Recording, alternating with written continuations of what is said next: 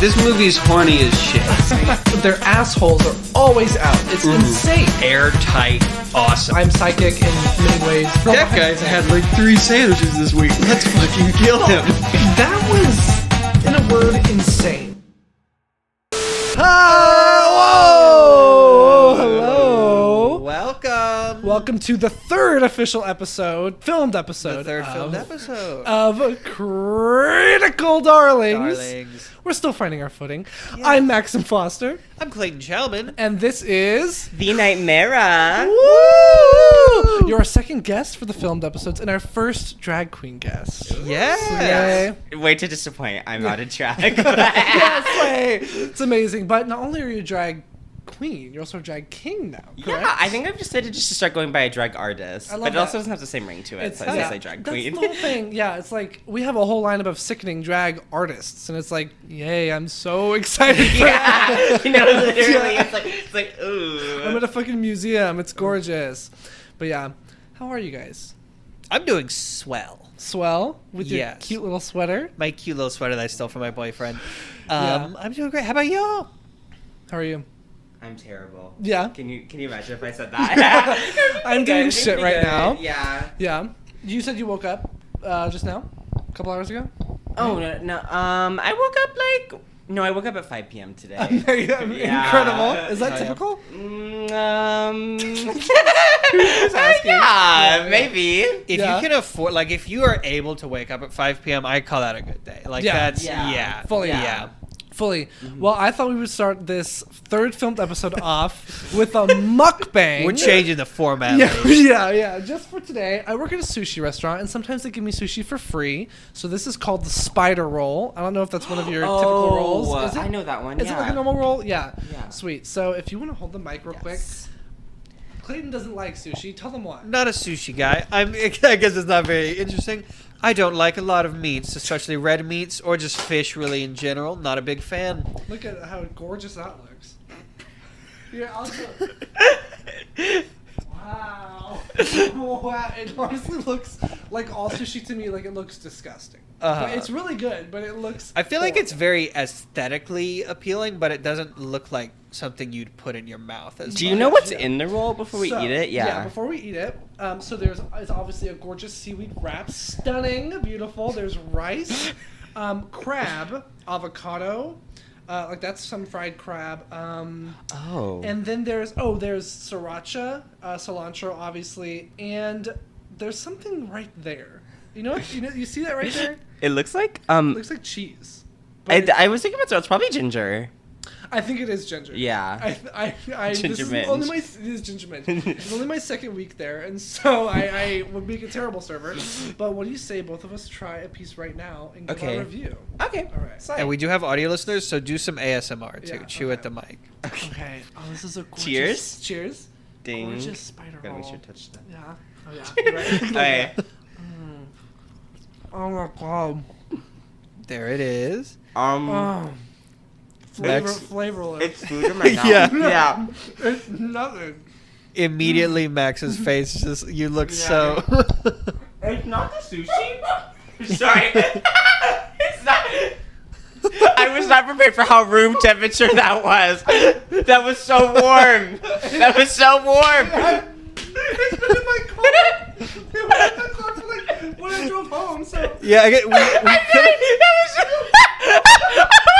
No, I bit into it and I was like, this tastes good. And I kept chewing and I was like, oh, yeah. I know.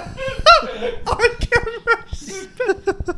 All right, and that was our mukbang. This is the most action-packed intro to an episode we've had already. We got a mukbang going on. Yeah, it kind of looks like you're a teacher. Yes. Yeah, if you could teach a subject, what would it be? Probably like about comedy. Yeah, I think they should teach comedy in high school. Why is it economy? I was like, oh. Probably the economy. I don't think there's any subject I could teach on really Yeah. that isn't something stupid. Well, that's the problem because teenage boys are just, canonically like so funny, but they're so offensive. And it's like if maybe we could redirect, their attention maybe to something else. All these funny TikToks that are really offensive could be really funny. Maybe they could talk about planting trees in their Oh, yeah, Cody neighborhoods. Ko. Yeah, I'm Cody sure that Ko. he has a lot to teach. Yeah. Is he? What is he? Is he, He a does YouTuber? He's like commentary, I think. He he raps as well. There's always like a pipeline to rapping with these like straight men doing or boxing. I've noticed that there's a lot of boxing. Oh my gosh, have you noticed the like alt-right pipeline with YouTubers lately where like YouTubers start flopping and then they just become Republican commentary It's fully people. it's It's really weird. Yeah, like the Louis C.K. effect where it's like because Tobuscus recently posted a photo with Kyle Rittenhouse. He posted this up. He worked on a Kyle Rittenhouse video game, which is just like the implications of that. Yeah, where insane. I think he has like water guns and he's like shooting turkeys or something. Oh my god! It's just like the most like goonish, like horrific bullshit. Because here at Critical Darlings, we don't support that at all. No, definitely. We think he's bad. Tobuscus, we always said he was bad. Yes, we were saying that back in 2008 when he was just a guy. I don't trust Minecraft YouTubers. Like, if there's like a section of YouTube that I don't trust, it's like the Minecraft content creators. Like, yeah, I trust Minecraft players. Yeah. I like people who play Minecraft. Hatsune Miku made Minecraft. How can you not exactly. love that? Yeah. Do you play? No, I don't. My boyfriend does. I watch him play all the time. I'm like a stereotypical like gamer girlfriend where like I love like I make him play video games so I can watch him play them. You know, do you want to know some tea about Austin Drag? Yavanna F. May loves Roblox. Wait, really? Yeah. Wait. And exposed on camera now. And for like a long period of time, every time I would like talk to her, I would ask her how that was going because I was like shy. I didn't really have a lot. How Roblox is going? Yeah. She'd be like, "It's awesome," and I'd be like, "Awesome, woo!" Hell yeah. She's the XCX have a Roblox concert. Wait, didn't she? Yeah. Which there's she's doing the thing, I guess. She's doing good. I'm sure like it was honestly probably really successful. Because I've seen that in like Roblox and like Minecraft and Fortnite. I think Travis Scott had a Fortnite concert. Yeah. Ariana Grande is in Fortnite too. Yeah. I think BTS are too. Nice. Yeah. Yeah. I'm like the most avid. No, I like playing Pokemon though. Hell yeah. What'd you say? What's your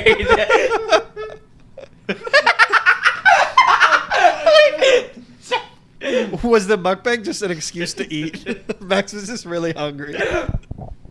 I thought we would be like, I'll be eating, it would be a great time. And then Clayton doesn't like sushi. You hate the sushi. I just want to die. I got it for everyone. No, I was at work. I was like, they're all going to love this. Like, I was like, can I have a spider roll? Like a whole roll, please. God. I'm sure that there's a reality where we all would have loved that sushi. Yeah, but I think it was a great idea. Thank you. What do you play? Pokemon, what do you play? What do you mean, like which game? Yeah. I'm one of those people, like, I've literally played, like, not every single Pokemon game, because there's, like, 2 of each of them, but I played every single generation. I just got done with the new one, Legends Arceus. Yeah, I never knew how to say it. I didn't finish it, but I loved it a lot. Yeah, it was really cool. It was really fun. Really cute. Can I tell you guys about my dream? Yes. Okay, so I was at a drag queen convention, and I was being choked by a drag queen. Like, I don't remember what it was. Like, we got in a fight, and she like started choking me, and I was like, oh my god. Like, I was like freaking out, and so I started running. Then I kept looking over my shoulder, and at one point I was like, I like your nails. Like, are they acrylic? And she just like nodded like silently, and then she started strangling me, but it wasn't related. And then I told the person I'd been fucking. I told him. And he laughed at me, and then I woke up. I was like so upset, and I feel like I could feel it. So I wonder if in my sleep I was like choking myself. Oh my god! But I remember feeling the pain. Like, yeah. That's happened to me before, where I thought I got into a fight in a dream, and I punched my bed frame really hard and woke myself up. Oh my gosh! So you ever like have a dream where like. I feel like my nightmares are like a lot more mundane. Like I don't really have like nightmares that are like super super crazy and scary. Yeah. But I'll have like nightmares where like my phone will shatter into 6 pieces. Yeah. I lose my wallet, and then one of my friends is being really really rude to me. Yeah. So then I'll wake up. Like sometimes I have have dreams that like me and my boyfriend get into like a really weird fight, and then I'll wake up and I'll be like, "You're not like mad at me, right?" Like I'm like, "Yeah," and then I'll be like, "No, that was," and I'll be like, so "Yeah, stupid. You're right. Yeah, one time my ex, must have been like 4 years ago, or maybe 3. He had a dream where like one of our friends had kissed him or something, and he thought it was really funny. And when he told me, I was so jealous that I had to write on note cards. I was like, he is not cheating on me. He is not cheating on me. But like, I had to like read those because that's like if you tell your friend, obviously to have that dream, whatever, like that's normal. Right. You can't control that. But if you're gonna tell like your boyfriend, like, hey, I had a dream that I fucked our mutual friend who we both know and see regularly. Like, who's hot. Wait, we both comment on how he's hot. Names or anything. Was the friend hot though? Is the real question. Everyone involved was hot. Ex-boyfriend was hot. Friend was hot. I was hot. We would often comment on how that person we thought was hot. I think it was. I had trust issues. Well, you should have with him. I think you should have. Yeah. Critical therapy. Advice podcast. Yeah. Oh, whoa. I just love watching like the audio go up and down, like because it never sounds like awful when we listen back to it, but it just makes you think like, okay, so it sounds like shit right now if it's like going like multiple times where I've laughed and then immediately it goes from like small to like this big a blue bar of just solid. Yeah. So Max, what do you think of that? Interpret it. What we do on this podcast, Amira, Max is something of a psychic and a dream interpreter. Exactly. I'm an English major. I can interpret things really well, and so I can interpret dreams really well. I think that maybe it was the drag queen community strangling me, and my creativity was being strangled, and I would try to tell people I cared about, and they would laugh at me. You know, that's what I think. So I think I need to fight back against the drag queens here. There is there. You know what? Yeah, and that's why you're here on this podcast. Yes. I'm here to confront you. Yeah. No, I don't know what it was. I mean, the drag queen wasn't anyone I recognized, and they didn't look like anyone I recognized. It was nothing like that. So yeah. Who knows? I wonder what like being strangled in a dream means, like metaphorically, because they say like if you dream that you're having sex with someone, it just means that you miss them, not that you actually want to fuck them, is what I hear. I looked that up all the time because because your ex-boyfriend was having dreams about having sex. I literally had to know. It just means that he misses the friend that he saw yesterday. The implications of that are way worse. Anyway. That's just, I feel like it means like maybe like there's like an inferiority. Not to say that I feel like you feel that, but maybe like that is just the archetypal thing happening in your brain. You feel inferior to someone with like a gorgeous human hair wig. Do you wear human hair? Was she? Oh no. No. I have a question though. Was she a booger? Like, was the drag queen like? Was she like a 10? Was she like a booger? Was she like what color outfit was she wearing? Like, can you give a better It was giving very much like Forever 21, very much like kind of cosplay wig, which is fierce and fine. But I think she was trying to sell it off as like a more natural look, and it wasn't working. It was very much giving like the makeup was. I don't think they had any makeup on. So. It sounds like were you being strangled by a drag queen that was not talented? It's almost like was that? Yeah, it sounds like they weren't. You're saying that? Yeah. No, I think it was that. Yeah, and I think yeah. So I don't know. Dream is a wish your heart makes, so they say. Yeah, I kind of want that to happen. Yeah. Yeah. Have you had any dreams, any of you? Because you had that nightmare, or the weird nightmares. Mm-hmm. Yeah, I don't really have dreams very often. Is that weird? Awesome. I don't know if this is like ever since like high school. I smoke way too much weed. Amazing. Yeah, this is a predisposition. Brilliant. Allegedly. Allegedly too much chronic medication or whatever. But yeah, I smoke a lot of weed, and I haven't really been having like dreams like crazy. Mm-hmm. I've been having reoccurring dreams though, where like like what's that? There's like a Kevin Hart movie where like you have to like go back to high school where you're an adult. Yeah, night school. Yeah. No. I mean like I like walk into the building. It's like the first day of school. I haven't gotten my schedule for like where my classes are yet, so I have to go to the office. Poor thing. And then I'm like, but like I'm still my age. It's not like I've regressed or anything. I'm like my age, transgender, having to get back into high school, and also my people who I didn't like from high school are still there. And you're killing it. Yeah. Yeah. Also, I went to high school in College Station, so that's a... Oh my god, that's horrible. Whoa. Yeah. You're born and raised there? No. Oh. What? I was technically born in Florida. I don't claim it. Yeah. I get it. Yeah. But I'm from Austin. Yeah. Oh, sweet. Yeah. So is Clayton. Mm-hmm. Or Round Rock. Yeah. Round Rock. I was born in Austin. I always find that so crazy because like we lived in San Marcos for a while, and it's always like that is a town that is such a college town that whenever you see like kids there or like because there's like elementary schools and stuff, it's like what are families doing? Like, why are they I would always there? think that whenever I lived in San Marcos for a little bit over a year, and every time I was in the HEB parking lot, I'd be like, what are you people like? Why are you? I mean, no offense, but like, why are you here? Like literally, like I was there, and I remember like thinking, like I was like, oh, I got to be out of here by like 22 to 24 max. Yeah. Straight so, like, up. So like whenever I saw people there who were like 30, I was like, It's But also, I have friends who live in College Station and they like love it. Yeah, or not and College yeah. Station. I don't know. I have friends in they're like the same thing. Yeah, a little do. basically. And But there's yeah, I have friends in both it's and they fierce. love it. They say they love it, and they say the rent's cheaper, which makes a lot of sense. And yeah, it seems like it's all good. Yeah. Clayton's checking up on our dog. I was making sure. I remember there was that one time we ran out of disk space, and I just had like a sudden Oh my like God. panic flash. We recorded We're good. the We've got 14 hours. Okay. Oh yeah, we might need that. We recorded the entire episode of I don't remember. God. Was But it Jesus Christ Superstar? It might have been because remember I told the story about going to the March for Our Lives. Yeah. This didn't make it into the official episode because we were just too tired when we re-recorded it. But like, I was at the March for Our Lives, and it was an awful experience. I mean, it was great or whatever, I guess. I mean, I don't know what are you supposed to say about that, like, because there were also counter protesters who were carrying like guns, and it was horrible. And I walked right in. I didn't even realize I was like just crossing the crosswalk, and I walked right into this like mob of people who were just kind of peacefully walking with all these like AK-47s. It was really scary. And then we all, after the speeches got done, that we all the young people started like walking to the front of the line because the whole thing was organized by like high schoolers. This was in Houston too. And then everyone kept congratulating me because they thought I had like organized the march, and I was like, no, I didn't organize it. So I was like trying to cover my face with my hands, like to be like, because I didn't want to take credit for it. No, Yeah. I had not the same so situation. scary. One of my friends like got like hate crimed at a bar the other night. I'm so sorry. Oh my God. Yeah, well, don't be sorry for me. Be Yeah, sorry for I'm that. sorry you yeah, had to no, and so like, and I reposted it because like I was like, oh my God, this is terrible. Like we need I to saw that, boycott this yeah. bar. Mhm.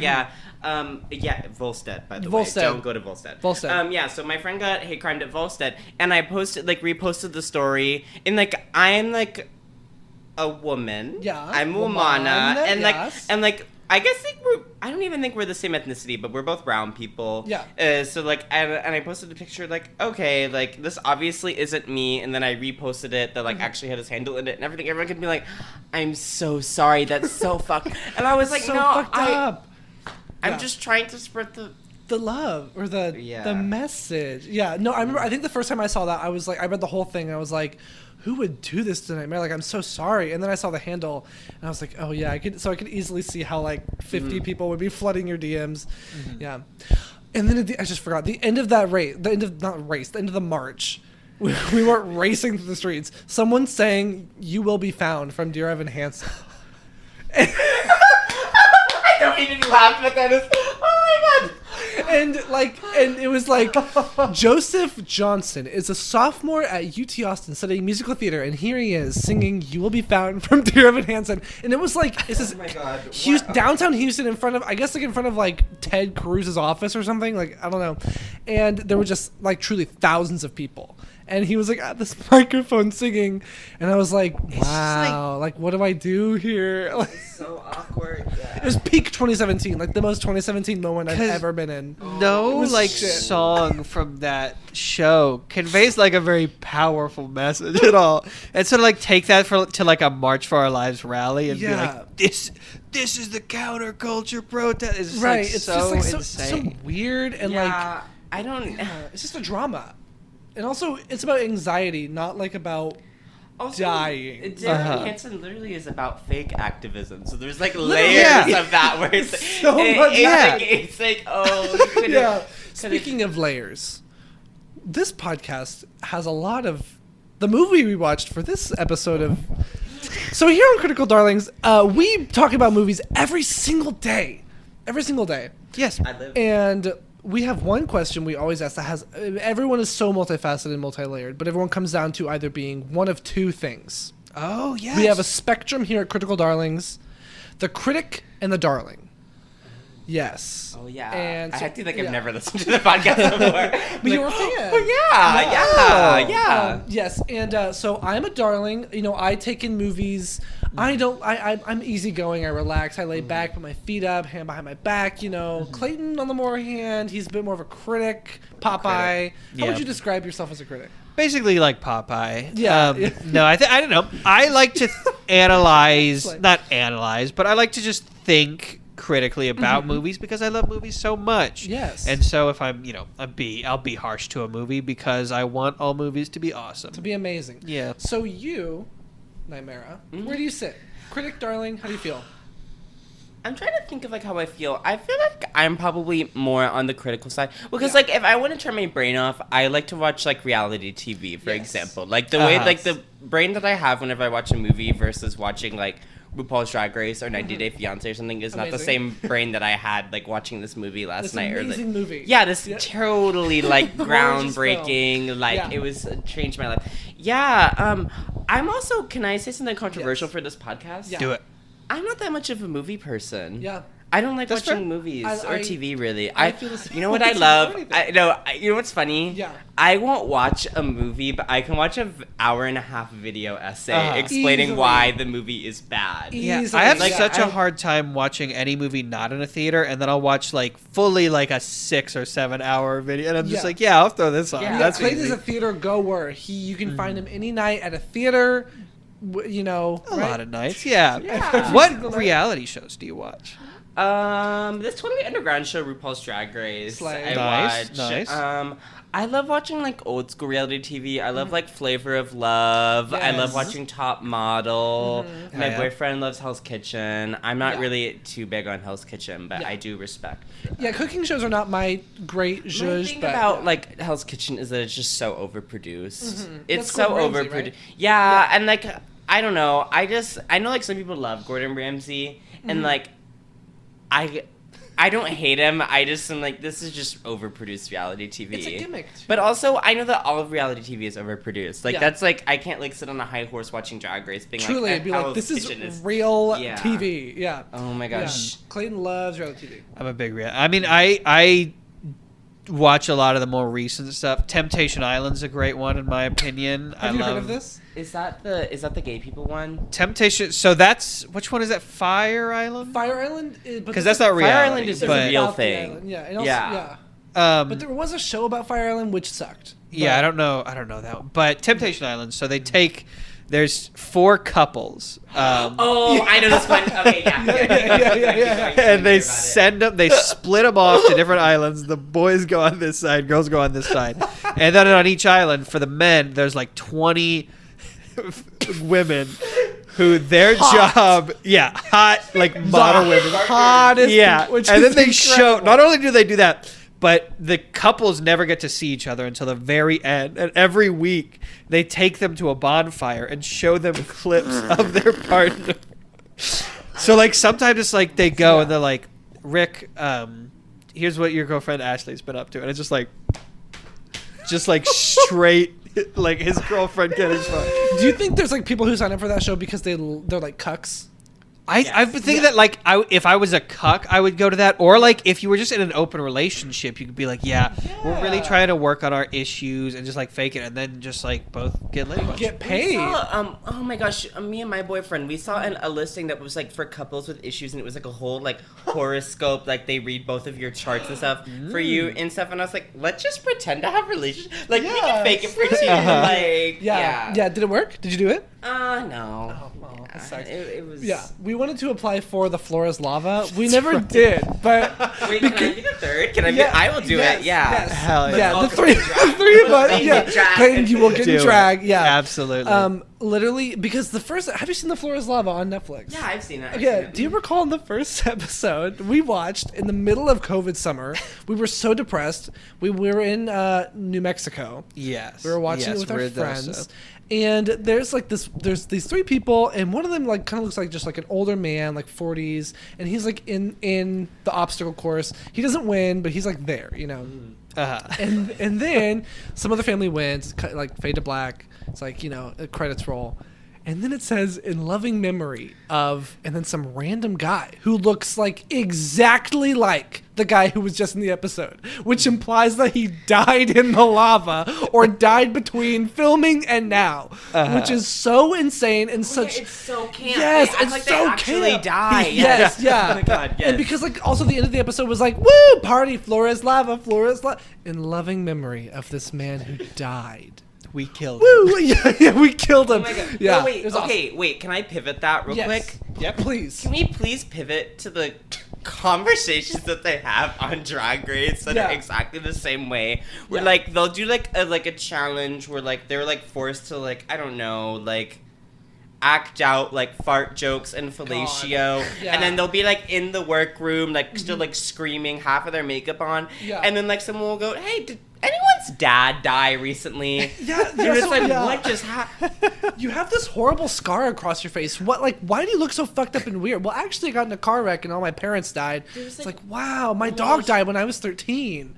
God. The one where like on like the most recent Normal season, where RuPaul looked at Willow Pill and goes, "You have a chronic illness. Tell me about that." Without like an ounce of like irony, self-awareness, or anything. Literally, like Willow walked up to the table and he was like, "Oh, Willow, chronically ill. That's how I remember you. Like that's what your thing is." Also, for those like who haven't seen it, it literally was episode 1. Like that's the first time that they had a conversation. Literally, the first time they met. Yeah, the first time they met, RuPaul like immediately goes, "Yeah, so you're chronically ill." Yeah, Slay, but she won. She's the one who convinced me to do drag, I think. Literally, I saw her doing drag, and it was specifically the Matrix look with her spiky hair, and I was like, because her drag is so, like, it's so gorgeous and impressive, but it feels so, like, achievable, like, from someone who, like, doesn't have as much money. Not to say that her drag is cheap, but you know what I mean? But, like, she's not, like, some, like, super wealthy influencer from, like, LA or something. She just, like, works at, like, a sushi place. Yeah, like, drag got me, yeah. Yeah, it's like, Like, no, I know what you mean, though. Yeah, 100%. Amazing. Yeah. Speaking of cheap, amazing, poor, disgusting, horrible, we watched this week, per Nightmara's gorgeous suggestion, let's all say it together, American Psycho 2, All American Woman, girl. So this is the heartwarming tale of Mila Kunis, Meg from Family Guy. You cannot tell me this whole time that you weren't thinking. Ted 1 and 2. Don't forget Ted 1 and 2. What is that? Right. Ted? She's in Ted? Yes. And she's in the Book of Eli. Yeah. Anybody? Also, ironically, Is she in the Book of Eli? She was also always my favorite in that 70s show. Yeah, she's great. Amazing. And I think this she's a really good comedic actor. Yeah, this must have been like either right off the heels of that or during that, like, because it was 2002, this movie or something, right? And that 70s show. Absolutely. This is a pro phone podcast. Okay. Because like that 70s show was filmed in what, like the 70s? And this movie was. No, I think it was like the Jetsons where like they filmed it in like 1950 or 60. Yeah, but it was meant to be in the future. But no, Mila Kunis plays this gorgeous college student who is canonically 18, drinking wine at a restaurant without having to show her ID. I couldn't even. I assumed it was because the guy's rich or something, but it's very weird. Also, that restaurant was so like, because like they were like, they're like, let's go on a date. We're like two college students living in our dorm, and I was like, they're gonna go to a diner or something. And then it pulls up, and then they're at like Casablanca. Truly, like, she's like, I'll have a glass of your house red, and it's like you're literally 17 years old. Okay, that 70s show wasn't even was halfway done. Whenever this, so this is right smack in the middle of that. During. Wow.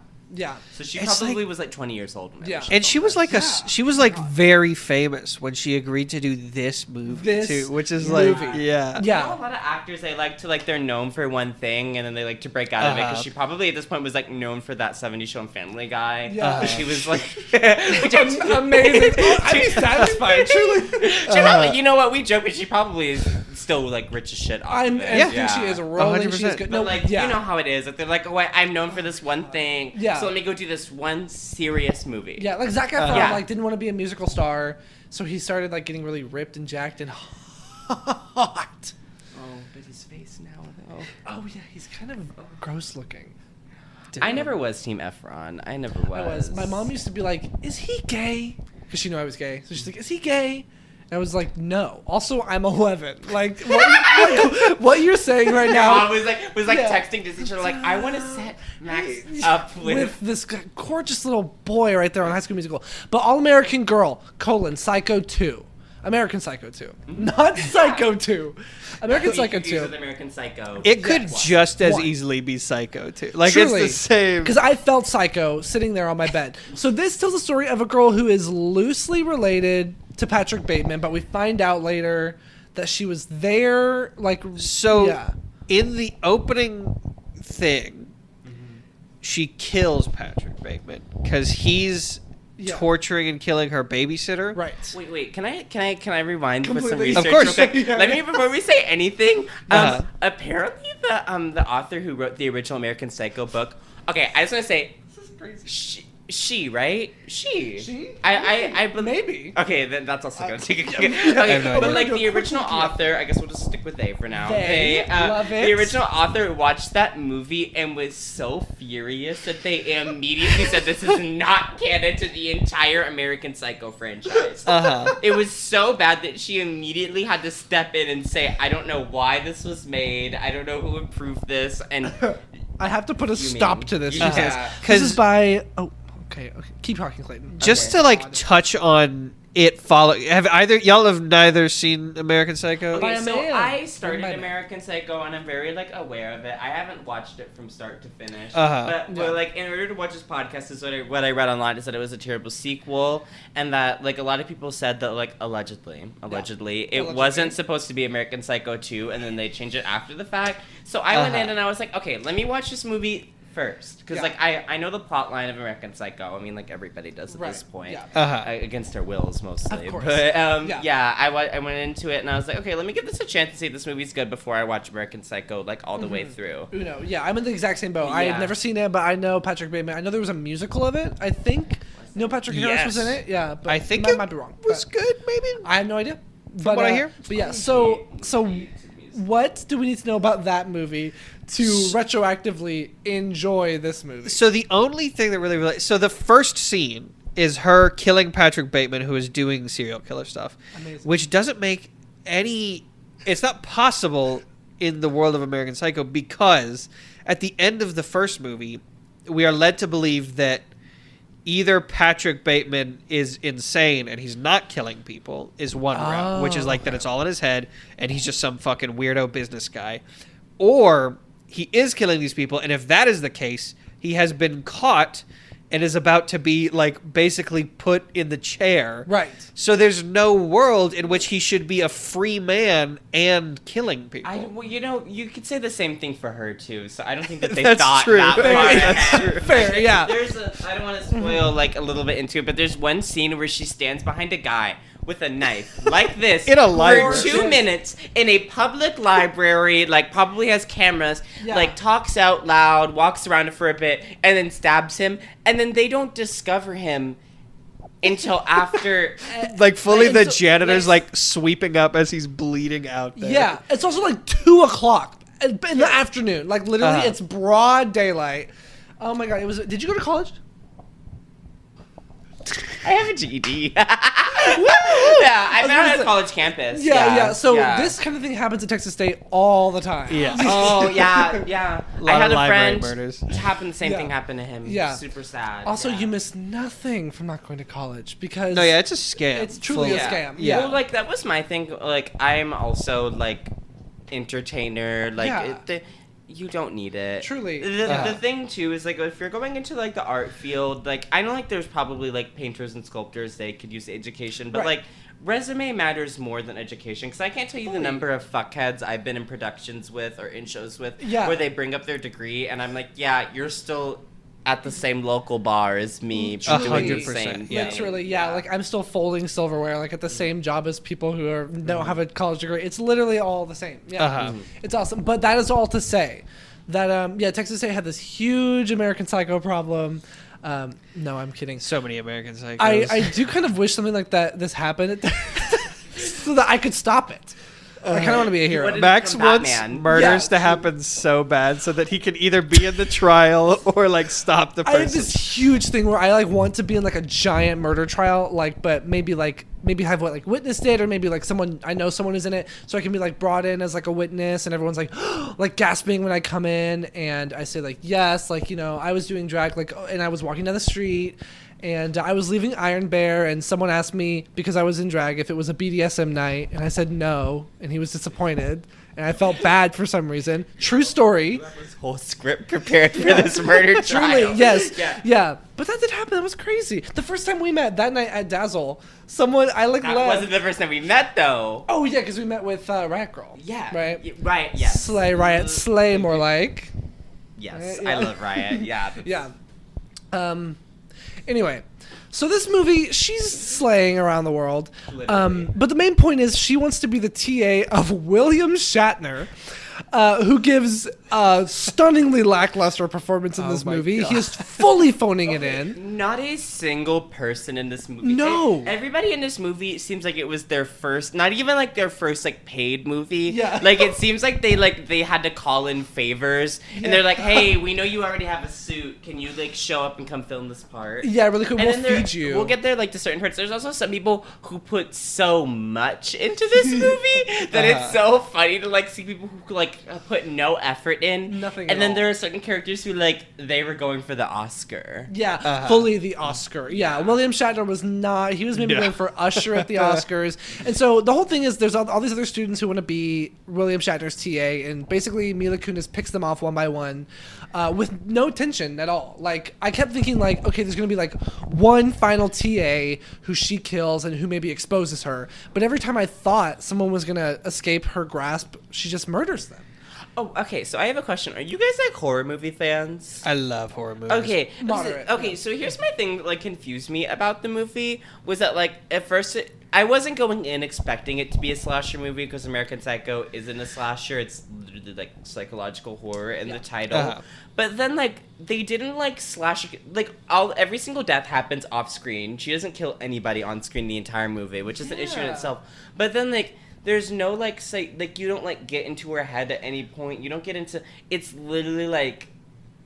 Oh, there's a knife in his back. It's Truly. like, there's no budget. Exactly. The murder scenes are more comedy than anything. Because she strangles the one guy with a fucking condom That for was some ridiculous. reason. Yeah, and that was Which, like, iconic, if you're already but going what's to the kill tone? him, Yeah. why did you go get the like, it's like, use anything else. Truly. And then they kept having this, like, public domain, like, ding, ding, ding, ding, Oh my music. gosh, wait. Okay, I have notes on my phone. Yes. Literally, okay, let me pull out my notes on my phone and show you how many times I wrote down and pulled out the music. Okay. Okay, gorgeous. A full phone screen full of notes. I put Mean Girls music, immediate 2002 vibes. Yes. And then, where we go? Edgy Lizzie McGuire music. And then even more bad music.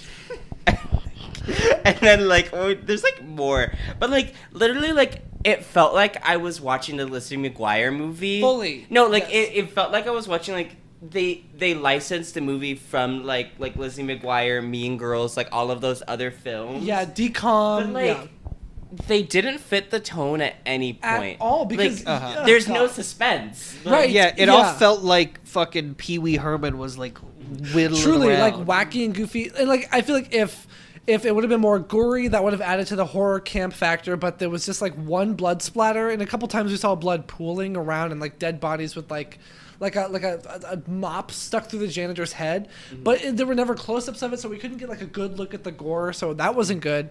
And then there was no like, it just felt like the comedy wasn't intentional, that they thought they were being so badass. Made me cry. They also, so there's this one. This is the part that was maybe the craziest to me, because she goes to kill the like school office lady. Yeah, like the, Okay, the yeah. advisor. Yeah, So- the first kill. She kills her, and for some reason she puts her cat in a microwave to start that. This was So crazy. obviously not. And, like, I don't mean to like. Truly. I didn't expect them to like torture a cat or anything. I was like, this cat is so clearly not. Like, the cat did Yes. not even give two shits. Terrible cat actor. Also, you're skipping over First of all, the cat was the best actor in this entire film. All right, I'll take it. And we have to acknowledge, like, with current day and age, the cat's name was Ricky Martin. Oh, I forgot that. I didn't put my notes, I said Ricky Martin in all capitals. Like, she kept saying his name, Ricky Martin. Where are you, Ricky? Ricky Martin. And it's like, it wasn't that unintentional humor that you're talking about. Where, like, it was funny to me, but I don't. Yeah. They didn't mean for it to be funny. No, and they couldn't have known that 20 years later we would be talking about this while Ricky Martin is going through the case of the century. But yeah, and then I love how, like, I guess the cat was a distraction. Yeah, but she fully, like, she just goes to the cat, takes it out, and then picks it up. Yeah. And is standing there for like a full 5 seconds before she comes in and just beats the shit out of her. Yeah. Like, there's no process to any of this. Nothing.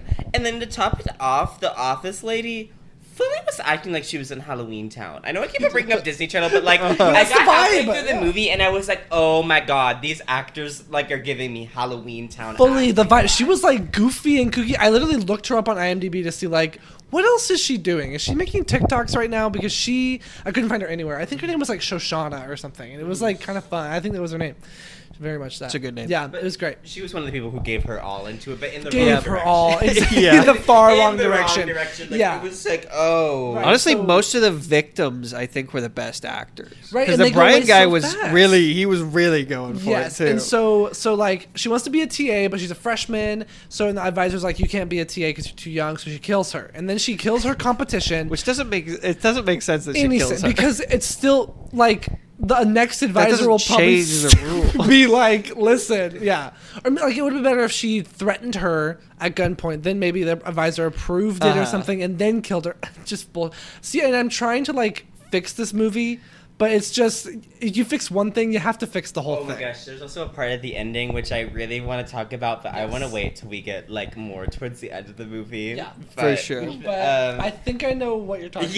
Yes. I think we all know. Yeah. But yeah, okay, so. And then there was like the I don't know they didn't really convey any character's name, so they're just gonna be the white guy and the white girl in my mind. The white dude. The rich guy? Yeah. It's like he likes her. He's trying to sleep with her. Mm-hmm. Yeah. I don't know. I think like I don't want to like be mean to these people. Like I don't know these people, but and like sometimes we have to. Yes. His acting was so terrible that like a lot of the acting was not good. I had to sit down and be like, wow, like I'm like in. It was shit. It was so bad. Fully. And if maybe she had actually developed feelings for him or maybe felt guilty for killing him and then she kept him alive because that could have been something. But again, nope. Kills him with a I also would have enjoyed more if like even though his acting was bad, I would have enjoyed if there was like a tension where like I was like, oh, maybe like she's going to like him and then she's going to have to kill. No, they did not even bother. Also, in that subplot, because she's supposed to be, like, by the end of the movie, this is getting a little bit ahead of ourselves, but by the end of the movie, she is deemed, like, a 1 in a billion master serial killer. So she fully tells several people that she's going on a date with this guy, goes on a date with him to a public restaurant. He's got a huge profile. Like, people know that he's like a rich guy. Famous rich kid. And then kills him that night after going to get a condom from her friend to use in this murder after telling her that she's going to be with this guy. Completely. There's like triple-digit eyewitnesses and fingerprints everywhere. Fully. And it was just despicable. What Mila Kunis was doing to those poor people was despicable. And then to top it off, he offered her $1 million. Yeah, he offered to be a TA. No, maybe even more than $1 million. All he said is numbers. He said, "I'll give you money in the 7 digits." Yeah. So he could have offered her $5 million, and she said, "No, I need this college TA position." And I'm gonna point out again later. I'm gonna save it for the end. Why that is so stupid. But like I just went in and I was like, she doesn't for $1 million. And also like him, like why?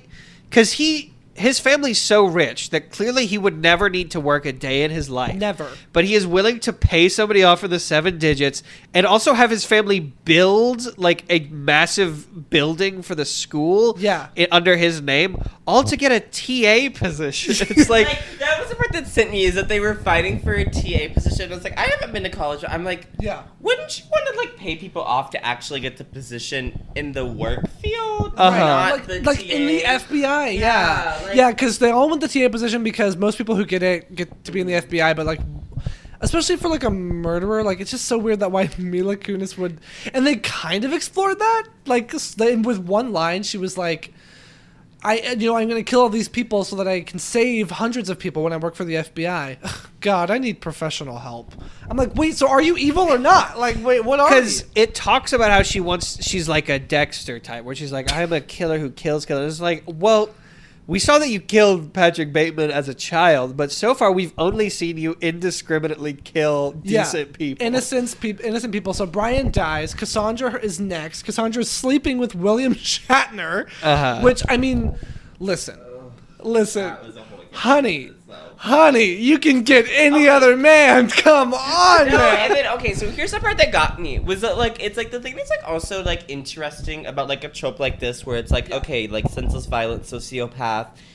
She was the most needless murder of the entire movie because she knew that she was sleeping with her teacher and literally had the proof for it, and instead of taking it to the dean, she kills her. Right. If you take it to the dean, then she'll be out of the race or whatever, and that's fine. Also, she's your friend, we thought. Like, you're talking to her like you like her. But she's a sociopath. She's crazy. She has no friends. She's insane.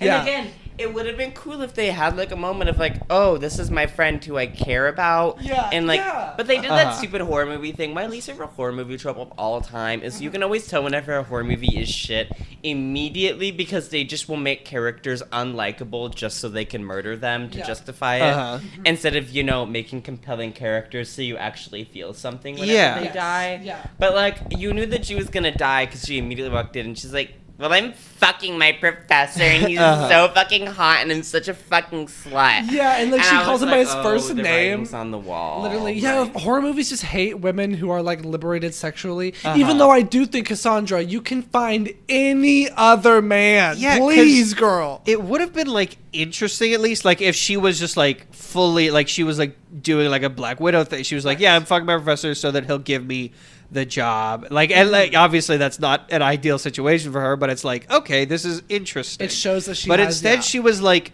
unreasonably in love with this weird grungy old man, and she like hated his wife and child, and she's like 18 years old. You could and also William Shatner, when he's alone with her, like strokes the back of her head at one point, and I'm like, what's like the worst way to convey through like a window, because Mila Kunis is watching through a window, that they're sleeping together, is for William Shatner to rub the back of her head. You could just like have them whispering together, or like maybe a kiss on the cheek or something, but like also rubbing the head. And the other thing that confused me about this movie was that like it almost seemed like, I don't remember what the rating was, but it felt like it was PG-13 the entire movie, which is so weird because American Psycho is one of those horror movies that has full frontal nudity, like full like gore and stuff, and in this movie they were like too afraid to show someone like in their bra. Yeah. Truly, I assume they wanted it to go for like the teen market, I guess, because like Mila Kunis is like young and stuff, and what do you? Because it's like it feels like it's supposed to be with like the whole branding and just Mila Kunis' whole character. Yeah. It really does feel like it's supposed to be like American Psycho for girls, for like teen girls, girls, and it's just like so bizarre because they really, I think they're trying to make Mila Kunis' character like cool, like an icon or something. And also this whole time voiceover Meg from Family Guy doing an audiobook. That was my other note, was that like it's like, oh my god, not to sound like a film student, but I like literally wrote in my notes multiple times, show don't tell. Truly, I know, like she would know, and then it'd be like paragraph like it's like an hour and a the movie length is like way too long, but like it's like an hour and 40 minutes. At least like 45 of those minutes is just her talking, just monologue after monologue after monologue and after B-roll. monologue. And it's just despicable. And then how does Cassandra die? She hangs her. Makes it look like a suicide. And she puts a little note on her. Because apparently her suicide letter was a sticky note that she put on herself in someone else's handwriting. I didn't even think about that. that. Yeah, because we see that she's not wearing gloves too. You're right. Like that's insane. But then the professor came back and then grabbed the note and her phone with gloves, so we didn't get any of it. But she's the mastermind. Yeah, she's Dexter.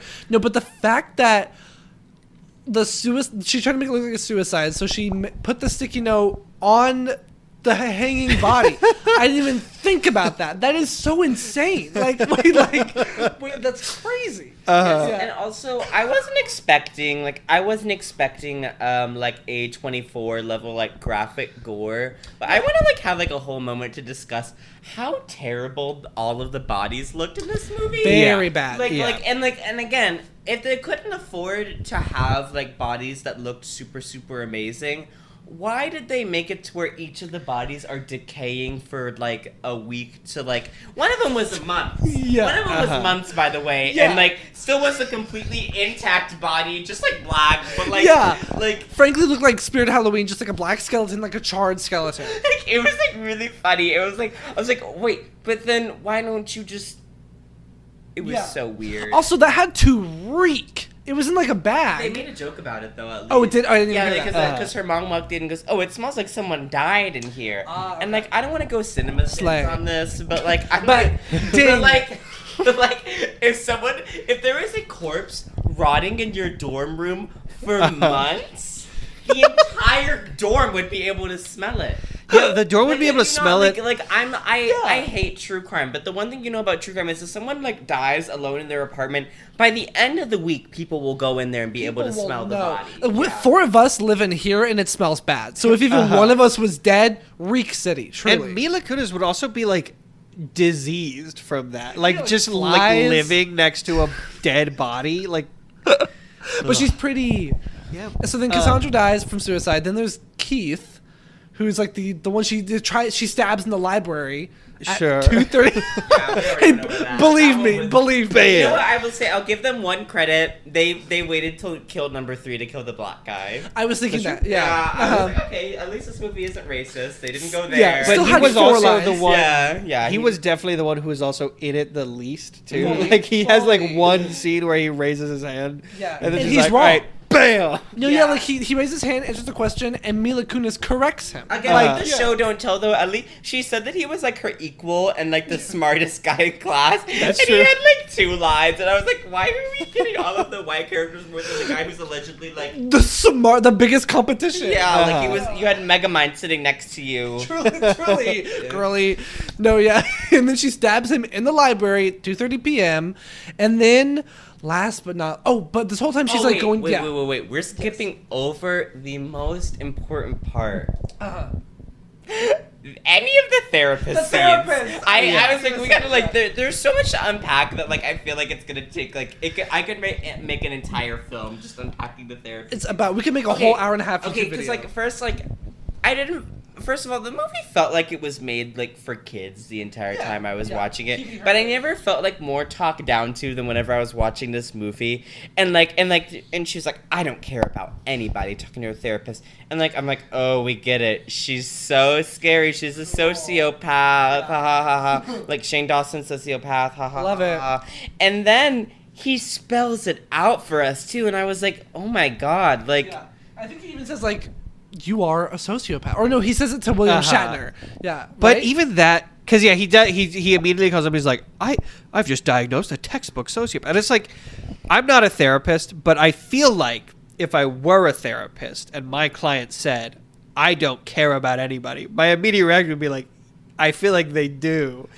And that's part of their bullshit. Oh no! And that was the other thing that got me was you need to be terrified. There's a girl out to get you and your students, and she fully just sounded like the average edgy 4chaner. Fully edgy, edgelord. I was just she doesn't sound scary. She just sounds pretentious. And and then here's the other part that got me. I know that they probably didn't have a budget for him to have a house. Again, I'll give them credit. I'm sure that the budget wasn't there. He makes every single phone call about this murder case, students sleeping with teachers, all of this other stuff in public with his door open at his job. Not on his cell phone, on his work phone. So he's calling his friend from his work phone. It's like, you need to watch out for this girl. There's this girl, I can't say her name, but you need to be worried. Yeah, and it was like, oh my. Yeah. She told me horrible things, like she doesn't care about anyone. Like, okay, any teenager will tell you that. Like, truly. And he's fully, like, breaking, like, the oath of confidentiality within earshot of his secretary. Yeah, like, HIPAA has been violated. And then she walked back into the room, and then, like, they tried to, like, play it off like she was, like, this cunning genius, and I was like, no, the guy was just stupid. Why did he's right there. So then he serves as like the detective, kind of like, or by the end of it, he's like hunting her down, putting all the pieces together. The one, like, obviously he's so incompetent, but in the context of the script, he's like the one semi-competent human on the whole campus. It's like he's stupid, but like he's like I felt like I was almost like watching something like Idiocracy, where like I was like everybody around them was so stupid that it felt like almost comical. Where I was like, is no one gonna? She murdered multiple people. Multiple people. We watched Idiocracy, and it was like a month ago. Very much same vibes, and very much similar with Idiocracy. It kind of goes nowhere. Like, okay, the people are dumb. Not what happens. It's same with this. It's like, okay, she's murdering people and she's still murdering people, and is she gonna? No, she murders this person like fully. And my favorite murder by far is the William Shatner murder. Because it is so horrible. Like, truly. Or I guess it wasn't even a murder. I guess it was a suicide. Or was it murder? Didn't he die? Yeah. Okay, yeah. So, do you want to take this one, Clayton? Yeah, Clayton. Yeah. I feel like we've been explaining these. I feel like this is the one murder where I like looked away from the screen for a little bit and I looked back and he had a hole in his stomach and I didn't. He had a hole in his stomach? Yeah, so, he had like a big hole right here. Wait, he did? In the car. Right? Oh, in the car? Yeah. I didn't notice that. Yeah. Let me see. Did they show her? Like, I don't think they showed her stab him. But he had a stab wound. Okay. Let me see. Whoa.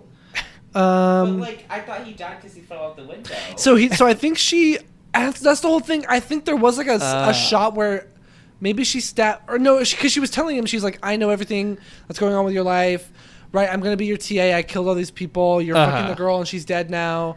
And then he just like sits on the windowsill and then just like lifelessly just like falls back. And I swear to God, it was like a 1-story building. I swear he could not have died from that. But I literally screamed out loud. I screamed, "What?" when that happened. Me and my boyfriend did too. We were like, well, you know what? But I will give credit. I know I thought a lot of the acting was terrible. This was the one scene in the movie where I was like, okay, you guys actually put an effort here. Like, I could see, like, it felt like they recorded that scene first. And then, like, the entire midsection of the movie, like, they, what's the word? Like, they were like, oh, fuck. Hey! We got an entrance to the podcast. Hey, poke your head in. Hey. Should we cut that out? I think If you cut it out, I'll leave. I think we should go back in episodes and cut out mentions of Hayden. so that cannot be justified. Contextualize. That's Hayden. He just moved in. He's awesome. He's our friend. He's great. He's been on the podcast once. Yes, for Master of Disguise. Have you seen Master of Disguise? Starring Dana Carvey. Oh, I don't know why I got that movie mixed up with Now You See Me for a second. Which we also watched. This one is about Dana Carvey being a master of disguise. At one point, there's a 7-minute brown face scene. It's one of my most hated films of all time. And it won the award for the worst film we watched out of 6 months? 7 months. Anyway, William Shatner. It did feel like it was like the audition scene, maybe. Definitely. They put like their everything into that scene. Like, it was really funny because like all of the acting is terrible, and then they go in there, and then it's like the one actually suspenseful scene in the whole movie where like you're like, oh, like this is like what it was all building up towards. And then he just falls out a fucking window. And I feel like if any point she would have gotten caught caught her, maybe things would have gone left for her, it would have been there. Like, William Shatner's character would have been the one where it's like, okay, it's come to a head. But no, she also kills him, and he lifelessly falls out of the window, and then she shows the police officer. You can't cut out the best part. Which part? This part was so camp that I wrapped around it to be enjoying it again. Yeah. She blows a kiss at him, and then he stumbles backwards. So I thought whenever I watched it, that the way that he died is that she just went... She blew too hard. No, I thought that's like... And then he fell out of the window. Where Max going? Napkin. Like she just blew too hard, and she blew him out the window. That's what. No, that's why. What I thought happened. That I could easily see why you would think that, because the movie does a horrible job of telling you what's happening on screen until he's dead, and then she looks at the janitor who saw the whole thing, and she's like, "Nice mom." That was one of the two funny lines of the entire movie. Okay, there's also the other compliment that I have like 3 compliments for this entire movie. Nice, that's good. Yeah, and like the other one, I just want to say whoever was working on this movie in the special effects department and had did the mop through the head special effects in the dumpster. That looked great. That was really good. Yeah. Like, I wish everything was on that level, because that one body, which is funny because it's like the most like, it's like they didn't even need to have him in the movie, and they put their whole like SFX like team on that one corpse. And then the rest of them. And then they just forgot to do the rest. Yeah. Yep. But then she escapes the police. Yeah. Right? She's also like playing like housewife with the dead body. Yes. Okay. So she goes from like sociopath at the beginning of the movie. Like, okay, so she goes from like really determined college student to like maybe she's a sociopath, and then in Act 3 of the movie, she's just like full tilt crazy for no reason. Yeah. Okay. The other thing that sent me was that like I thought like whenever she said that her parents are coming to visit her, I thought that was a lie. So then her mom. Yeah, me too. Yeah. So then her mom shows up, and I was like, wait, what? Yeah. Her parents are actually visiting her this whole time? And so, and then she's at the restaurant with her mom, and then she's like, is it normal for me to want to rip my mother's throat out? And so it was edgy. And I was like, what did your mom do? Your mom was so nice, and was like, can you visit us more? Well, she's like, no, I hate my mom. She was one of the other few good actors I wanted to point out. Like her, like saying, like, s'il vous plaît, may I have a fork, mon ami? That shit. That was funny. good. Wait, so the parents were those were her actual parents, not Rachel, the dead girl's parents. We'll spoil it. We'll talk about that later. But like, so like, because that's why the therapist was like. That's why the therapist realized she was lying, because the therapist thought she had dead parents, because that's what Mila Kunis told everyone. Right? Yes. Because Rachel is an orphan. Yeah. And so it's like, yes. Okay, just meet your parents somewhere else. Like truly, you've got a dead girl in your closet. Like you've killed multiple people. Everybody there thinks that you're an orphan because you're living as a woman you murdered. Meet your parents somewhere else, man. Yeah, any other place. And then there's the car chase scene where she shows the police officer William Shatner's dead body, and then they chase her, and then they don't find her. Chase her like the Three Stooges, mind you. Fully like they might as well have played like the iCarly like chasing music whenever they were chasing her. Like that was like the one scene where like I was like, damn, I really could have used that Disney Channel music. Fully, right now. because then she's like, she stops, and then they get out, and then she just drives away. Classic trick, and it worked. There's also, so this is a small thing. This is a Clayton Chelman critic thing, but this was driving me insane. They were doing a thing, which a lot of movies do. But so they were doing a thing where when they cut to the inside of the car, they were making the backing music diegetic, and they were putting it on the radio of the car. But it was this stupid fucking... It was that same music where it was like... But it was like they were listening to that on the radio? Yes. Okay, can we talk about... Anytime that there's a scene in this movie and like there's a doorway or a wall or anything, there is a 50% chance that it is obviously edited in post and they didn't take any reverb out of it or anything. So it'll go like from like sounding like well, blah, blah, blah, blah, blah, blah, blah, blah, blah. And then, like, them just directly talking into a microphone. Fully. And I didn't know, it's like, is that ADR? Like, did they come in? I mean, I feel like every other line, seriously, is delivered. I thought it was voiceover. Like, I thought the mom was doing voiceover. I thought William Shatner was doing voiceover at different parts. No, it's just their voices off screen from another angle just sound so crisp and clear compared to the onset. Because it's like, usually when you do, like, ADR like that, you will, like, put them in a situation where they're, like, in a similar environment, because that's the only way to get the sound to sound right. But you can tell that they were fully just like in a sound booth with a microphone like this, like talking into it. It's like, what is it normal to want to pull your mom's neck out and drink her blood? It's like, it's so crisp and clear. So then, basically, we go to this last scene is okay. This is the best scene of the whole movie. Amazing scene. So we pan down to, this is like the FBI training program, right? Or is this the college? I couldn't tell where we were. Before that. Because she drives away from the cops for like, she's away from them for like 10, 15 seconds. Can I make one more, just of course, yes. Small note. There's so many notes. Okay, can we talk about whenever the therapist goes into the police station? And they're like, yeah, here's a bunch of people's missing people's reports. Here you go. They just hand it over again, like the Three Stooges. Yeah. Like I was like, dude, I know you guys are friends, but but goddamn. Like, I did love how they portrayed cops as idiots. Like in this, they're like, the cops were so stupid. Yeah, very Simpsons. Like they were giving that. That gets the Critical Darlingz stamp of approval for stupid cops. And they also they were treating the therapist like he was like he showed up with like an FBI badge. Like he's just a therapist. He's like a comment. I think he worked at the school. And they're letting him like come with them to chase a fucking serial killer. And so she drives away from the cops. She gets away for like 15 seconds. They keep driving. They round the corner where they find that she has propped up somehow. But before they get there, she has propped up William Shatner's dead body so that he's against the rail and went and hid her car like 30 feet away. And had to turn it around because she... Yeah. And so they come in, and also the therapist... Also, shot so poorly. It's so, like, literally, like, it's like, I had no clue what was going on at any point of this whole scene. Terribly shot, Yeah. And the therapist comes and seems, like, sad, and he's the whole time he's talking as if he's worried about William Shatner, who is so clearly dead. And then it was all a prank, and she comes flying in her car to hit the people. Yes. They mildly step away. She does not do any course correction there, and just body slams William Shatner into the river.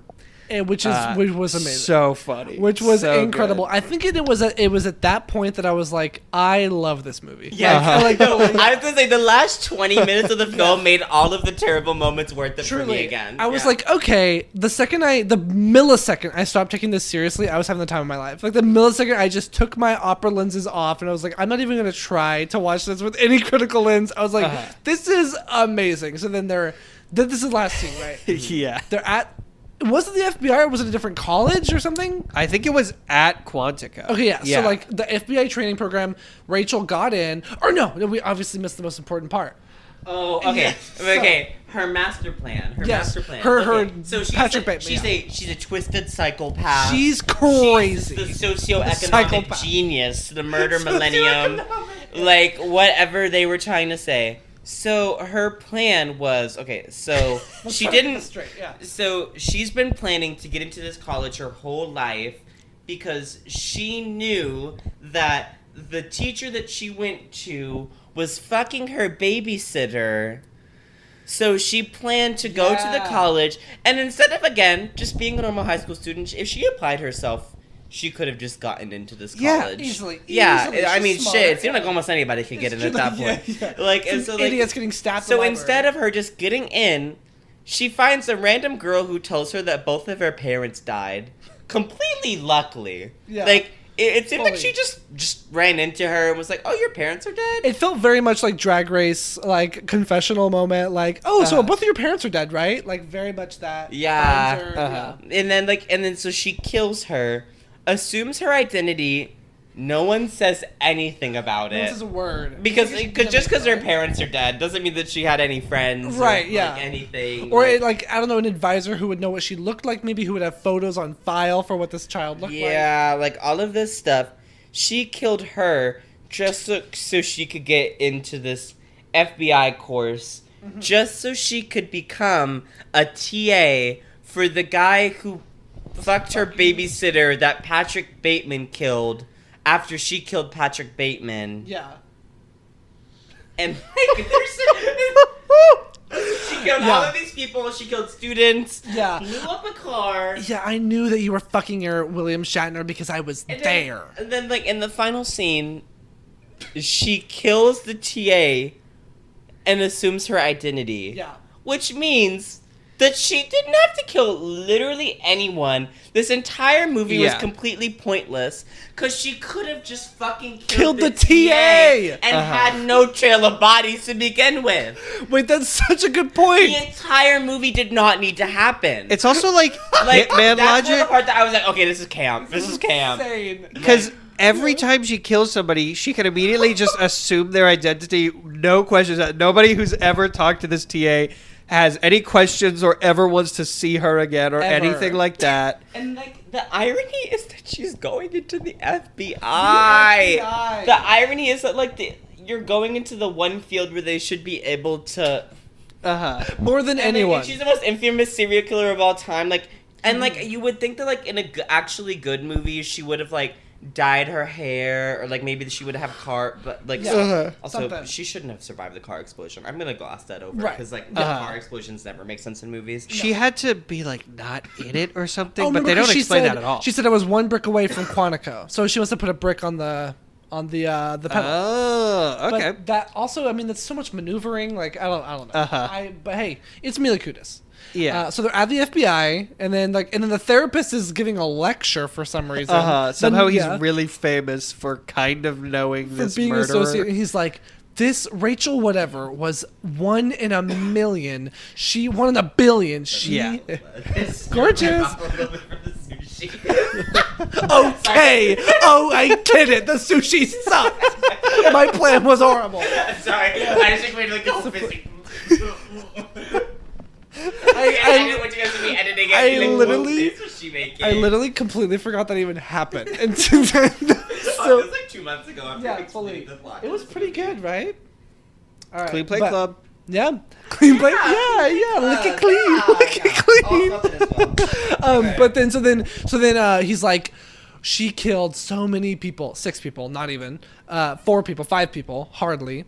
And also the easiest trail, like the easiest paper trail. The thing about serial killers is that like people like Ted Bundy and like all of them aren't traceable because like 90% or not 90%, but like a majority of murders are able to easily be solved because like 70 to 90% of murders are usually people murdering other people that they already know. Yeah. So like if you're like say someone like Ted Bundy who like genuinely did just murder strangers that they found on the street and stuff, it's like way harder to figure out who did it and all of that stuff.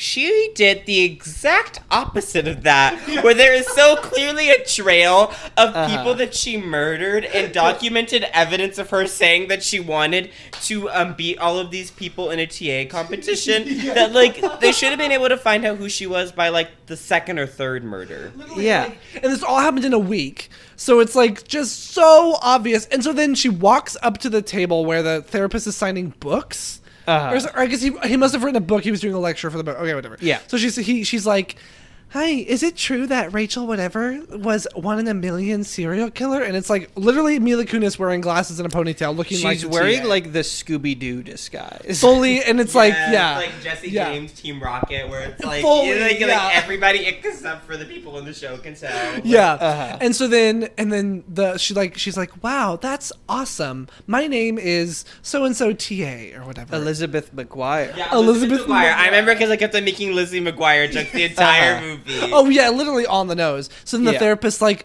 the movie shows us the scene, which was honestly 45 minutes ago, not that long ago, where she's like, I want to be just like Elizabeth McGuire in the therapist session. So then it goes back to to this moment, and then she walks away, and he like looks at her, and he's like, was that her? End of movie. Well, it's like freeze frame on her face as music plays. End of movie. No. There was a freeze frame.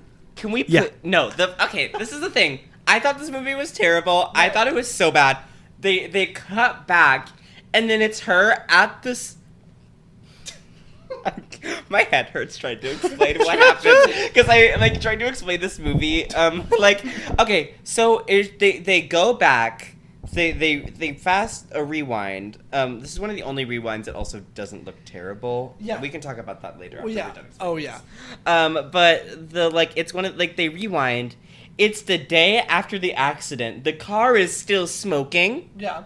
The cops are still investigating, and then she says something along the lines of, "Well, I needed him to know, because dead men tell no tales." Like it's Pirates of the Caribbean!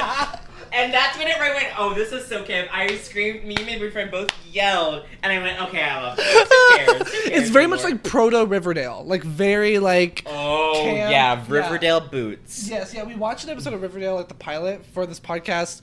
I couldn't tell you a goddamn thing. All I could tell you is that the dialogue starts at 0.00. Like the second you hit play on Netflix, you have to run back to your couch because you've already missed like 2 lines of dialogue. It starts so they're making the most out of their time.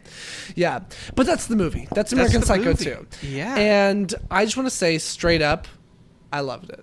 No, it wrapped around. Like it's one of those movies where like, okay, so like for me, I think that like a bad movie isn't necessarily a bad movie because like think like a movie like The Room. Yeah. Everybody loves The Room. We all have seen The Room because it's like infamously bad, but it's so bad that it wraps around to being good.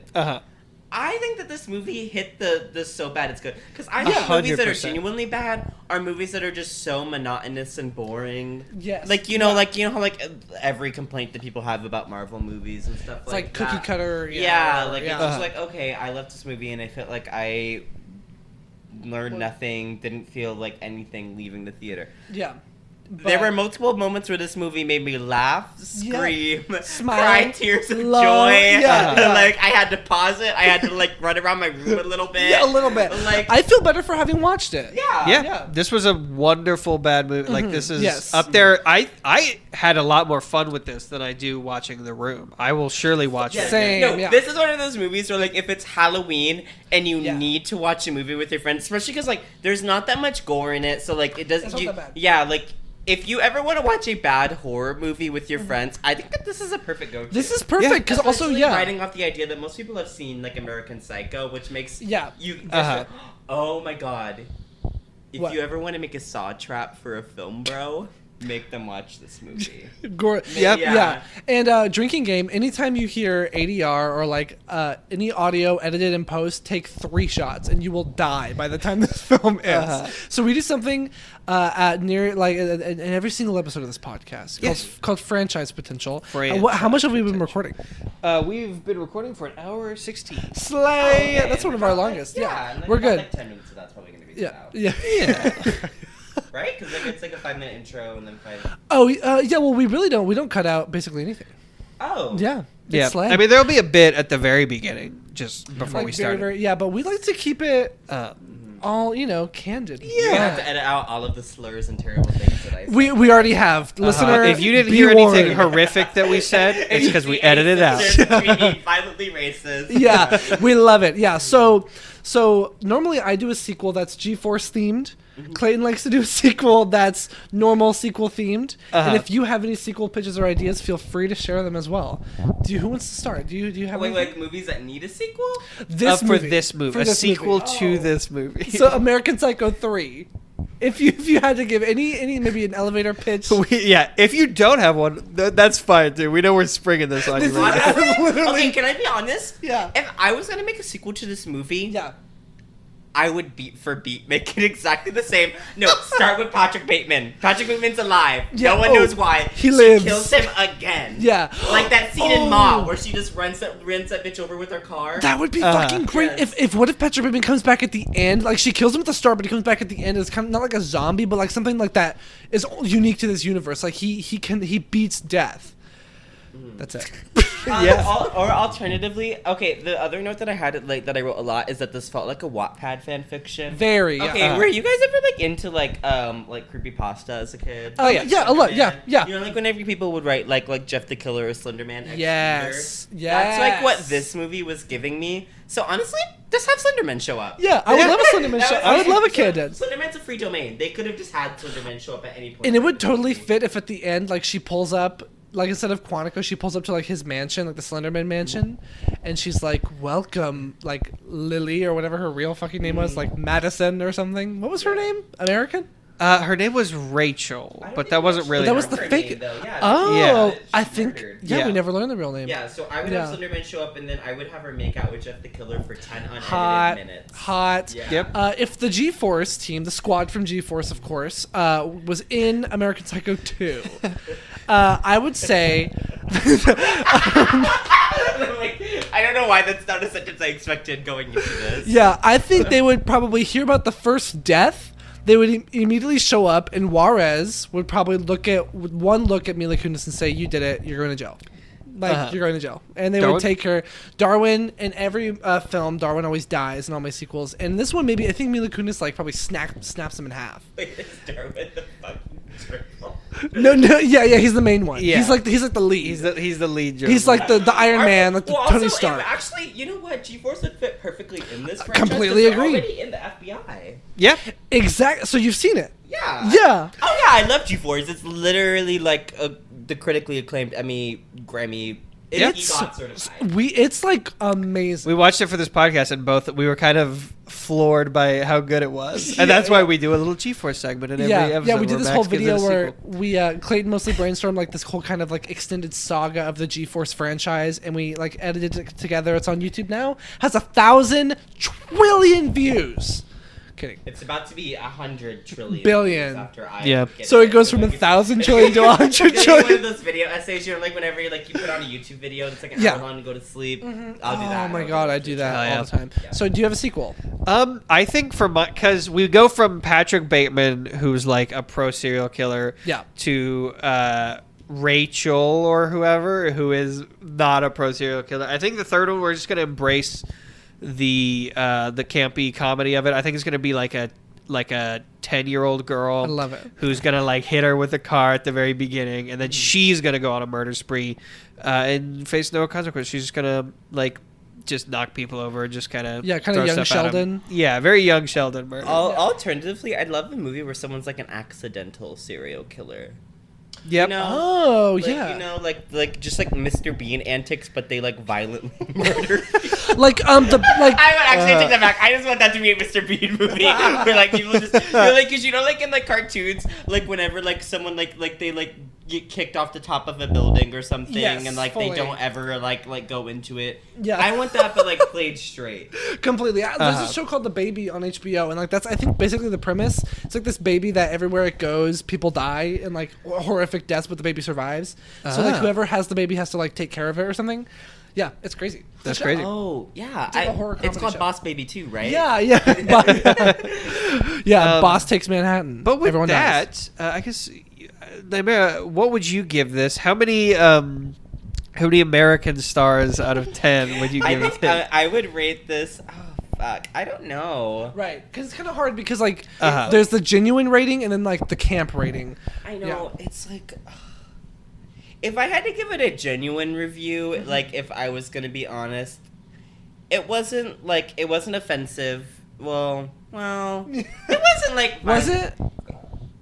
I didn't notice anything. Yeah, I feel like there was something, but let me look. It was like kind of mildly sexist in the way that like all horror movies are mildly sexist to women, but like it wasn't like offensive, so it'll get a star for that. It made me laugh, so it'll get a star for that. And Mila Kunis is in it, so it'll get a star for that. So I'll give it 3 out of 10. 3 out of 10. But if I had to rank it and tell people, I would give it a 12 out of 10. Perfect. I love it. No, but I honestly for like watchability. I don't think it's the worst movie of all time, but I posted on my close friends story that I think this is the worst movie I've ever seen. Fully. No, like in terms of a movie. And you know what movie it managed to dethrone? What? Jurassic World 2. Have you seen that? Ooh, I have not. I've seen Jurassic World 1. I've not seen Jurassic World 1. Jurassic World 2 is absolutely... It's bad. It's bad. Yeah. But, like, I think it's bad. Like, this movie was bad in the entertaining way. Jurassic World 2 is, like... It's, like, one of those movies where, like, they didn't know the target demographic. Because, like, it was, like, okay, is this for people who watch Jurassic World? Yeah. No. Is it for kids? Well, not exactly. But, like, was it for adults? also no, because it seemed like it was made to sell Fisher Price toys of dinosaurs. Yeah. So I was just. Do you know who Jenny Nicholson is? Yes. Yes. Yeah. I would die for her. She's amazing. Like, yeah, I know she's talking about Jurassic World too. Yeah, and also like, that's where I get like 95% of all my film criticism from is like just what would Jenny Nicholson think about a Star Wars movie. If I ever need an opinion on a Star Wars movie, I just Fully, I just regurgitate what she says. I would probably give it like a 7 out of 10 for watchability. Yeah, but like I would dock it those 3 because in terms of art, like genuine art, it's bad, but it kind of makes it good. There's a dissonance there. Yeah. I would give this honestly because obviously I into my ratings, I just factor how good I think it is. Right. And to me, on a genuineness, I'm just objective and just. I just mean He's the critic. I'm gonna give both of my reviews like y'all. My genuine rating is probably like a 2, but my enjoyability rating I think is like a 7. Yeah. Maybe we should have two metrics or something. I don't know. I feel like that to me at least only comes into play for very specific things. You're right. Yeah, because a lot of the movies that we watch are just bad. Like, and like they like you were saying, a lot of them turn out to just be like the worst thing a bad movie can be, which is boring. Like Well, it's like it's like also like a really iconically bad horror movie that wraps around to being good again. Yeah. Have you ever seen Seed of Chucky? Worst movie in the Chucky franchise. But also, if I had to pick like I have never heard of that movie. Seed of Chucky? Yeah. So it's like the birth of him? It's like one of the most like his child. It's right? one of the first like trans positive horror movies. I've heard of that. Yes. Gender fluid. Gender fluid. You've seen the TikTok, right? I believe I have. Yeah. Oh man. So it's his seed, not not the seed like, of. Literally, like it opens with like sperm cells, which like implies more than I want to think about. Right. About Yeah. it. Yeah, he's got some work involved. In ejaculation, if you will. Yeah. Oh man. Oh man. But there's one more thing before. Yes, I'm please. assuming we're about to wrap up. There's one more stuff yes. in the movie before we start wrapping up that I need to mention. Okay, so she's going to a party, right? Before like there's this whole like needless party scene. We don't need to address it. I want to address the fact that this girl said, "I need to get ready for a party tonight." And what did she do? She put on her little Juicy Couture 2-piece tracksuit and ran for 5 miles down the middle of the street, and not like a bike lane, not like a trail. Like middle of the road, like definitely some sort of like intersection, like where people are going 60 miles an hour. It's the literal street where she was going 60 miles an hour. So like, it was the best scene in the whole movie. That movie, like that scene for me recontextualized the whole movie. I went, okay, this is camp. Yeah, that's right, because that was like right after the therapy scene, and she was like my dad always says, like, I need to get a change of scenery. I'm gonna go for a 5-mile jog. It's, it's in the Juicy Couture sweat, going to a party afterward. It's truly like fully. I think everyone in this apartment needs to see this movie. I think anyone who considers himself a horror drag queen needs to see this movie too, to get that. Like, it is. You know what? I take what I said back. Any negative things I said about this movie, I take it back. I take it back. It was good. Like, it honestly was. Yeah, that's. I think that's my summary. It was good and fun and slay. Yeah. So, Nightmara, do you have anything coming up? It's not this week, but it would be like next Monday. Anything after that? Oh, after next Monday, then that means if you're listening to this next Monday, then that means I will be doing the Boys of Austin show. Yes. I will be doing that. I'm doing my Daria number for the Icon show. I have more stuff coming up this month. I'm gonna be traveling to San Antonio soon, I think. Oh, I don't know if I'm gonna do that one. But I might be going to San Antonio. I have a show in Galveston that I am. No fucking way. Yeah, I'm doing a Bulimian. Oh fuck yeah! Yeah, Bulimian said she's gonna take me to Galveston. It's technically up in the air right now. Yeah, but like, if you're listening, yeah, we said on the podcast. Yeah, no, but yeah, I'm gonna do that. I am in November. I will be in Portland, performing with a special holy shit undisclosed guest from a totally undisclosed TV show. No fucking way. Yeah. It's wink, wink. It's not Drag Race. I hate to bum anybody out, but it's Yeah, I love it. Wink, Yeah, wink. yeah. It's the spooky Drag Race. I assume. Don't say that. I'm gonna audition. They're gonna like pull out this video and be like, "This is why you can't get on our fucking TV show." Fucking show. Yeah. I keep wanting to say I'll tell you what the name of the show is, at least, Clayton. But I think legally we probably shouldn't even say it right now, right? I mean, I don't think it's any legal. What? It's fine. Oh my god, it's like It's the fine. TV and the AC all went out at the same time. I was like, And That was scary. that's a great way to wrap it up. and your socials. Oh, you can find me on TikTok, Twitter, Instagram, all at THEE NIGHTMARA. It's the with 2 E's. It's the, not the THEE NIGHTMARA. And it's just Nightmare, but instead of an E, it's an A. Like the Stallion. Yes, like the Stallion. Yes, Thank you. I Thank totally you. got it. Yeah, totally. Yes, people don't get it. Yeah. No, I've had people introduce me as the Nightmara so many times. And I'm like, do you The not Nightmara. know? I know. Like, so boring. I know. It's just like, ugh. Yeah. Well, it was a pleasure having you on. I'm Yes. so glad. We should Yes. have you back. Yes. Yes, No, fully. I was- Yeah. Yes. Great Okay, reporter. can I just say, Please. I'm going to manifest this. I can't believe you guys haven't done it yet. Next time I'm here, Yes. we're doing Twilight. I don't care if Oh no, my I don't want to God, do the original yes. because I honestly think, I think the original Twilight. The first movie one's is good, but then Yeah. they changed the director. Yeah, right? yeah. I think that like the first two are good. I'd love to like tackle like somewhere near the Sweet. end I where love they it. got really weird. 'Cause there We were could. 5, right? We've done this before. We could just knock them all out. Honestly, Yeah. We did could all just the do a Paranormal Twilight. Activity movies. in Okay, one. then you know what? Yeah, let's do that. do it, Yeah, we can do that. Yeah, easily, yeah. Oh, that would be. Oh my god, that would be so much fun. Yes. I literally. love Twilight. think- This would make me Yes, very happy. You fit Yeah. right in with us. Some guests come in and they're horrible. Hayden Hartrick Hayden over there. Hartrick. Across the wall. You had one of. Oh wait, you had one of my old coworkers, Josh. Josh Gordon. Yeah, we worked at Starbucks together. You worked. Oh shit! Yeah. That's awesome. Yeah. This is Worlds fucking collide. awesome because Josh Gordon and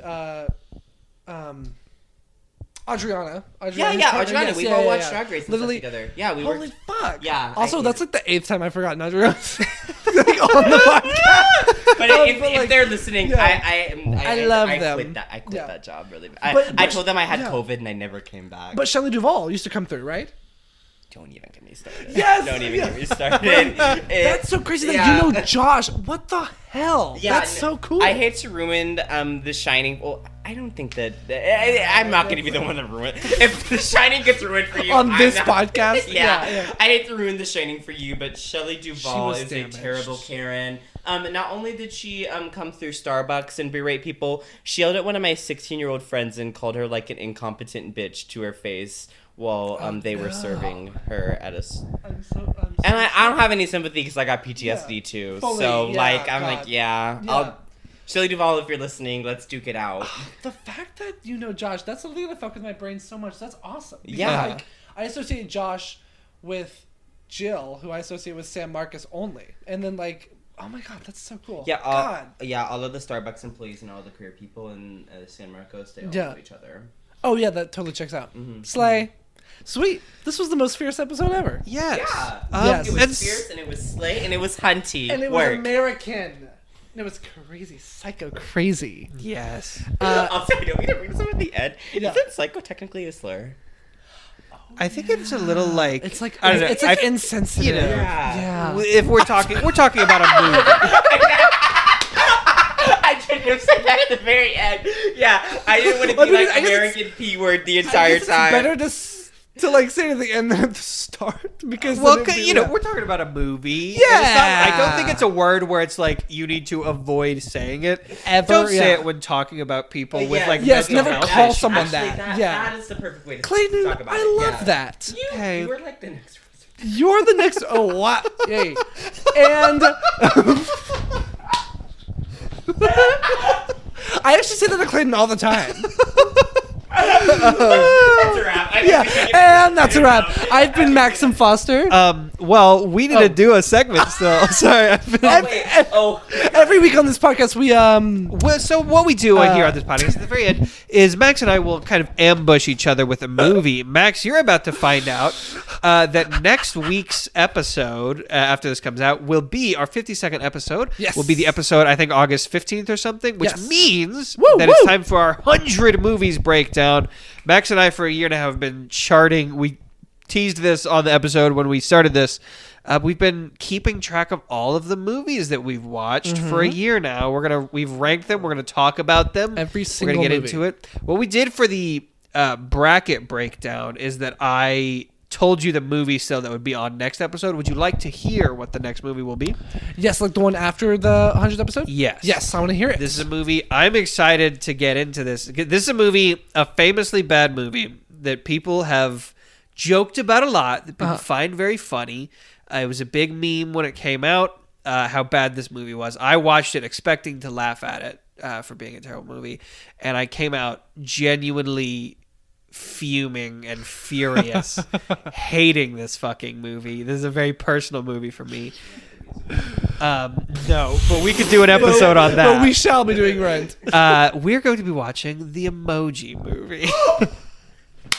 That is okay. No, I've seen it. I've seen it. okay. I think in like a top 10 movie experiences, Emoji Movie easily made it there. Yeah. I think it was. Yeah. Yeah. I'll let you guys review it, but like I want to hear your thoughts. Yeah. Yes. Wait. The emoji dance. Yeah.